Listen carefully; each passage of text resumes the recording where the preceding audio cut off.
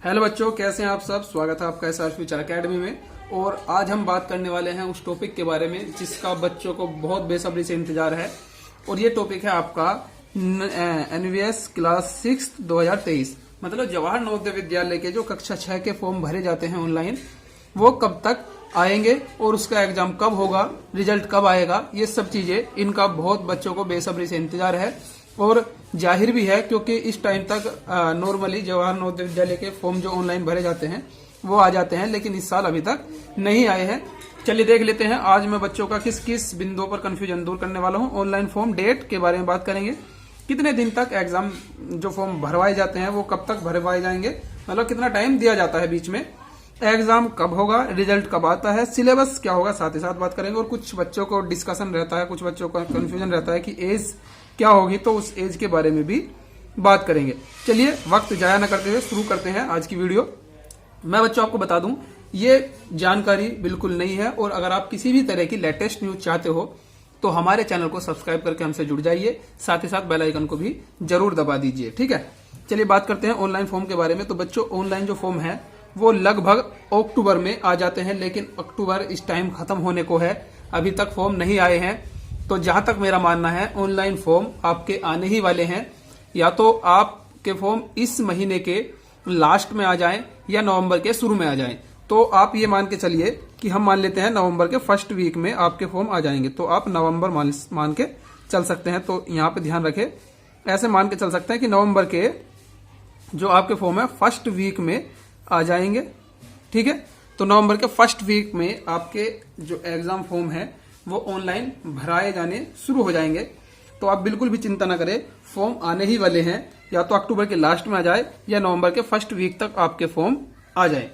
अब बात करते हैं कि भरने का कितना टाइम मिलेगा।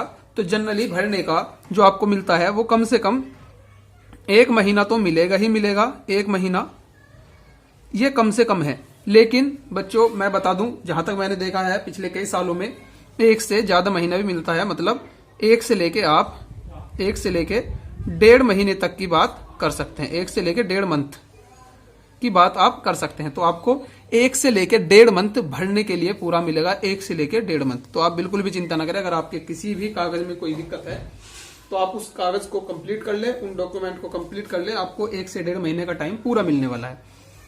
अब बात करते हैं एग्जाम डेट की। तो जो कक्षा 6 की एग्जाम डेट है वो नॉर्मली अप्रैल में होती है। तो इस बार भी जहां तक मेरा अंदाजा है वो अप्रैल के लास्ट वीक में होगी। तो बात करें हम कब होगी, अप्रैल के लास्ट वीक में होगी। अप्रैल के लास्ट वीक की भी अगर मैं बात करूं, अप्रैल के लास्ट सप्ताह में होगी। और बच्चों ध्यान रहे, लास्ट सप्ताह का भी मतलब मैं बात कर रहा हूं ये लगभग आपका 30 अप्रैल 2023 को आपका जो एग्जाम है वो हो जाएगा। अब बात करते हैं एग्जाम होने के बाद आपका रिजल्ट कब तक आता है, ये भी जरूरी बात है। तो जो आपका एग्जाम होने के बाद जो रिजल्ट आता है उसमें अमूमन कम से कम 1.5 से 2 महीने का टाइम लगता है। तो मान के चलिए आप 30 अप्रैल में आपका फॉर्म आया, 30 अप्रैल में आपका पेपर हुआ, तो अगर 2 महीने की बात करें तो अप्रैल से मई से जून, तो जून में आपका ये रिजल्ट आने की संभावनाएं होती हैं, ठीक है। तो लेकिन हम जो बात करें इस बार की जो 2022 में, मैं आपको बता दूं कि जो 2022 में आपका रिजल्ट आया है तो वो आया था 8 तारीख 7वां महीना 2022 को, ठीक है। 8 तारीख 7वां महीना 2022, 7वें महीने का मतलब है जुलाई। देख लेते हैं, जनवरी, फरवरी, मार्च, अप्रैल, मई, जून, जुलाई। तो 7वें महीने का मतलब क्या है बच्चों, यहाँ पर जुलाई की बात हो रही है।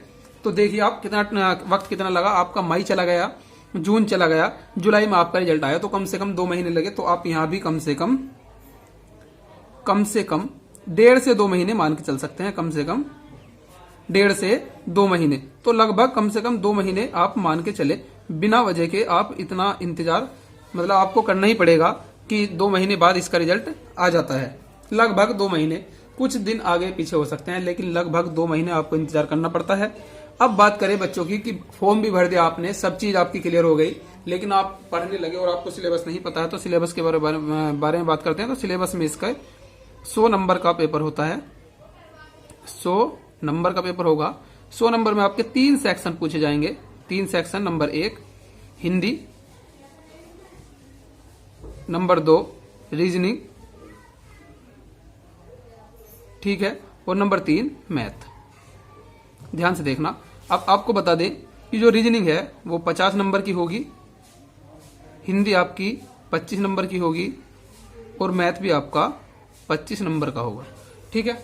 तो ये 3 सेक्शन पूछे जाएंगे, हिंदी 25 नंबर की, रीजनिंग 50 नंबर की और मैथ आपका 25 नंबर में। क्वेश्चन की बात करें तो यहाँ पे आपको 40 क्वेश्चन देखने को मिलेंगे, यहाँ 20 और यहाँ पर भी 20 क्वेश्चन आपको देखने को मिलेंगे, ठीक है। ये आपका सिलेबस है। चलिए बात करते हैं कि किस उम्र के बच्चे इस एग्जाम फॉर्म को भर सकते हैं। तो यहाँ पे मैं बात करूं तो आपको 9 साल से 13 साल 9 से 13 साल तक के बच्चे इस फॉर्म को भर सकते हैं, ठीक है। तो ये आपके लिए बहुत खास जानकारी थी। अगर आप किसी भी तरह की कोई भी अपडेट चाहते हैं तो हमें कमेंट बॉक्स में जरूर बताएं, और अगर आपको हमारे द्वारा दी गई जानकारी अच्छी लगी हो तो हमारे चैनल को सब्सक्राइब करें, वीडियो को लाइक करें और साथ ही साथ बेल आइकन को भी दबा दें। धन्यवाद।